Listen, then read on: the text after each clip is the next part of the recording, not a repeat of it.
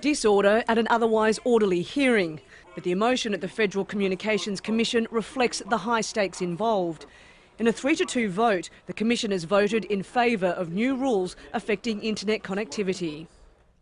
The consideration that we are beginning today is not about whether the internet must be open, but about how and when we will have rules in place to assure an open internet. The proposal could see internet service providers in the US charging content companies like Netflix and Amazon more money to deliver their product faster to customers. These rules that they're proposing are the first time where they would allow a two-lane internet, a fast lane for a few big companies, a slower lane for all the rest of us. Instead of putting unnecessary tolls on the information highway, the FCC should follow the European Union's model and really protect net neutrality. I got a good idea of what it should look like.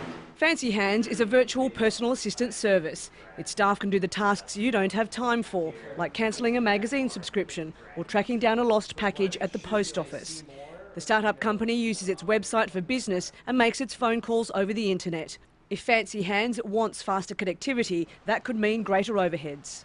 It could get to the point where our provider then has to pay a lot of money, which would pass the cost along to us, which would make us wonder, do we keep this feature? Do we charge extra for it? You know, how do we change our business to get around that?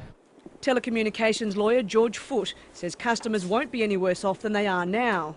When you say fast lane and slow lane, it's a good illustration, but what you really should be talking about is a fast lane for everybody and a hyperspeed lane for others. The FCC decision marks the beginning of a 4-month public consultation period, but it also gives big companies with deep pockets the chance to lobby against the change. Kath Turner, Al Jazeera, New York.